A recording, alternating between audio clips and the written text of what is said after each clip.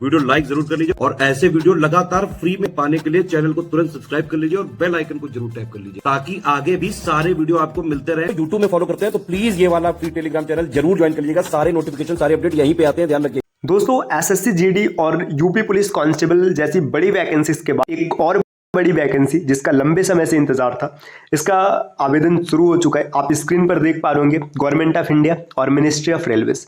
मतलब आप समझ गए होंगे कि यहाँ पर हम लोग बात कर रहे हैं रेलवे में ग्रुप डी के बारे में।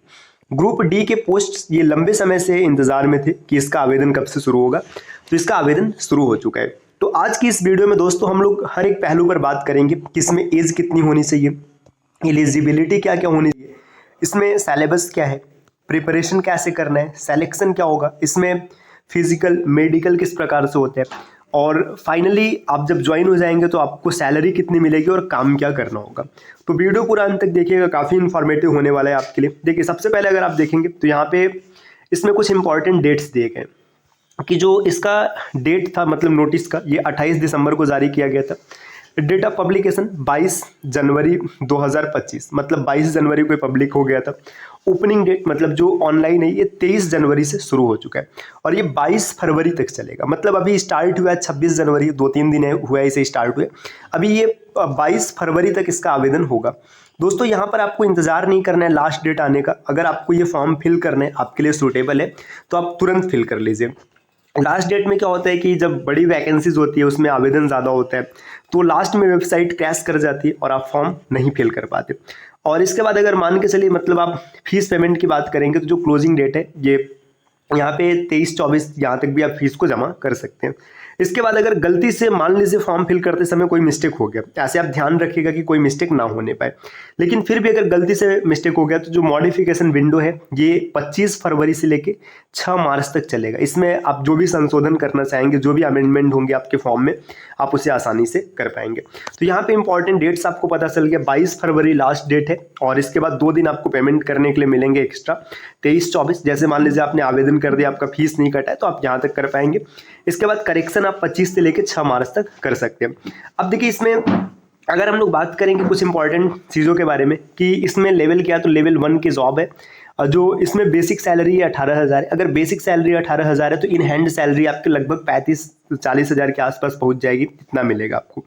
इसमें जो एज है, एज आपका 18 से 36, ऐसे सामान्यतः 18 से 33 हुआ करता था, लेकिन आप यहाँ पे देख सकते हो जो कोविड के कारण, मतलब जो कोविड-19 पैंडेमिक था, वैकेंसी नहीं आई थी, उसके कारण 3 ईयर का छूट मिला है, तो ये 18 से 36 पहुंच गया। और वैकेंसी भी काफ़ी लंबी है। लंबी का मतलब आप देखिए 32,438 पोस्ट हैं, तो काफ़ी बड़ी वैकेंसी है, काफ़ी संख्या में फॉर्म भरे जाएंगे। अब इसमें क्या क्या, मतलब देखिए जितने भी इंपॉर्टेंट पॉइंट है मैंने उसको पीले कलर से हाईलाइट कर रखा है, आगे और भी कलर के हाईलाइट से आपको मिल जाएंगे। तो इन सब चीज़ों पे आपको ध्यान नहीं देना है, मतलब ध्यान नहीं देना, ये आगे की चीज़ है, अभी आपको परेशान नहीं होना है। जितना इंपॉर्टेंट पॉइंट है यहाँ पे सब समझते हैं। अब अगर आप किसी प्रकार की अतिरिक्त जानकारी चाहते हैं तो यहाँ पे हेल्पलाइन नंबर दिया गया। जैसे आपको किसी प्रकार की कोई दिक्कत है, फॉर्म फिल करने में कोई समस्या बन रही है, या फिर आप कोई जानकारी लेना चाहते हैं, तो आप इन नंबर पे कॉल कर सकते हैं। लेकिन ये वर्किंग टाइम होना चाहिए, मतलब 10 से 5 तक आप कॉल कर सकते हैं, और ये वर्किंग डेज मतलब जिस दिन छुट्टी नहीं होगा। अब कुछ इंपॉर्टेंट यहाँ पे नोटिस दिए गए, ये एग्ज़ाम के लिए, जैसे आप फॉर्म फिल कर रहे हैं उसमें, उसके लिए, और साथ ही साथ एग्जाम देंगे। देखिए यहाँ पे any candidate found using unfair means of any kind, मतलब देखिए इसमें जो लिखा है ना, इसका मैं मतलब बता रहा हूँ। आप एग्जाम देने जा रहे हैं, एग्जाम देते समय आपने कोई अनफेयर काम किया, मतलब नहीं कराना है। जैसे आपने पेपर लीक करा के एग्जाम दिया, या फिर आपने किसी भी स्टेज पर मान लीजिए आपने कोई डॉक्यूमेंट गलत दिया है, डॉक्यूमेंट का मतलब आपने फर्जी डॉक्यूमेंट दिया, या फिर आपने फिजिकल मेडिकल कहीं भी कोई ऐसा काम किया जो नहीं करना है, तो आपको किसी भी समय आपके जॉब से टर्मिनेट किया जा सकता है। ये पहला पॉइंट ये बताया जा रहा है। दूसरा पॉइंट, एग्जामिनेशन के टाइम, जैसा कि हर एग्जाम में होता है, आपको कोई भी इलेक्ट्रॉनिक गैजेट जैसे mobile, bluetooth, pen drive, laptop, इन सब का यूज़ नहीं करना है। ये सब सिंपल सी बात है। देखिए यहाँ पे बताया जा रहा है जो आपका एग्जाम होगा ये सिंगल स्टेज सीबीटी, मतलब कंप्यूटर बेस्ड टेस्ट होने वाला है, ऑनलाइन एग्जाम रहेगा। इसके बाद जो सीबीटी में सफल होंगे वो उनका फिजिकल इफिशियंसी टेस्ट, मतलब पीटी होगा। पीटी के बाद फिर क्या होगा, मेडिकल होगा, और इसके बाद आपको फाइनल सिलेक्शन होगा। मेडिकल के साथ साथ ही डॉक्यूमेंट वेरिफिकेशन भी रहेगा, आपको कॉल लेटर्स मिलेगा। ये सब सिंपल सी बात है। अब इसमें जो एग्जाम होगा ये 1/3 निगेटिव भी है, मतलब जो आप सीबीटी देंगे उसमें निगेटिव मार्किंग भी रहेगा। अब इसके बाद और कुछ चीज़ें जो इन्फॉर्मेशन इंपॉर्टेंट है, देखिए आप आगे चलिएगा, यहाँ पे ये सब उतना इंपॉर्टेंट नहीं। देखिए अब कौन कौन आवेदन कर सकता है, तो पूरे भारत का कोई नागरिक कर सकता है, नेपाल का हो सकता है, भूटान का हो सकता है, जैसे कि सेंट्रल जॉब में अक्सर होता है। तो ये जो कंडीशन है सेम टू सेम वही है, आप ये सब देख लीजिएगा। देखिए एज जो 18 से 33 साल की होती थी, इसमें 3 साल का रिलैक्सेशन, इस वजह से 18 से 36 साल तक फॉर्म फिल किया जा सकता है। और जो सामान्य रिलैक्सेशन मिलता है ओबीसी को 3 साल का और एससी एसटी को 5 साल का, ये रहेगा ही रहेगा। बाकी कैटेगरी वाइज जो एज रिलैक्सेशन है आप यहाँ पर देख सकते हैं। नेक्स्ट और भी आगे बढ़ेंगे तो देखिए दोस्तों यहाँ पर दिखाया जा रहा है कि अब आसान भाषा में आप समझिए कौन कौन फॉर्म फिल कर सकता है। जो यूआर और ईडब्ल्यूएस मतलब अनरिजर्व्ड और ईडब्ल्यूएस कैटेगरी के, उनका डेट ऑफ बर्थ 2 जनवरी 1889 से पहले का नहीं होना चाहिए। और उसके बाद ये ओबीसी में देखेंगे तो यहाँ पर 2 जनवरी 1886 इससे पहले का नहीं होना चाहिए। एससी एसटी में ये चीज़ है। और इसके बाद यहाँ पे देखिए आप इधर देख सकते हैं कि जो मैक्सिमम है, मतलब अगर 2007 के बाद कोई पैदा हुआ है 1/1/2007 के बाद, तो भी फॉर्म फिल नहीं कर पाएगा। मतलब इससे पहले अगर आप यूआर कैटेगरी में और आपका जन्म दिवस जो बर्थडे है इससे पहले अगर आता है, मतलब 1889 से पहले, 1989 से पहले, तो आप फॉर्म नहीं फिल कर पाएंगे। यहाँ पर अगर 96 से पहले तो आप नहीं कर पाएंगे, 84 से पहले नहीं कर पाएंगे। बाकी इसके बीच में आपका डेट ऑफ बर्थ होना चाहिए। अब और जो इम्पोर्टेंट पॉइंट है, जो फीस लगेगी, सबसे बड़ा सवाल ये, तो यहाँ पे देखिए बताया जा रहा है कि फॉर ऑल कैंडिडेट, मतलब जितने भी कैंडिडेट हैं सबके लिए 500 फीस होंगी। और इसमें से 400 रुपये आपका रिफंड हो जाएगा कब, जब आप मतलब एग्ज़ाम देंगे तब। जैसे आपने फॉर्म फिल किया 500 रुपये लगा, अब एग्ज़ाम देने के बाद इसमें से 400 रुपये आपको रिफंड कर दिए जाएंगे। और वहीं पर जो फिर यहाँ पे देखिए फीमेल्स हो गए, ट्रांसजेंडर्स, एक्स सर्विसमैन, इन सब के लिए क्या होगा, इनका 250 फीस होगा। एग्ज़ाम देने के बाद इनका पूरा का पूरा रिफंड कर दिया जाएगा। तो अब हम लोग बात करेंगे कि मोड ऑफ फीस पेमेंट, ये यूपीआई आज के समय में तो यहीं से होगा। अब इसके बाद देखिए और कुछ जो इंपॉर्टेंट पॉइंट है, देखिए आप देख सकते हैं आगे यहाँ पे कोई उतना खास नहीं, तो इसलिए मैंने इसको हाईलाइट नहीं किया।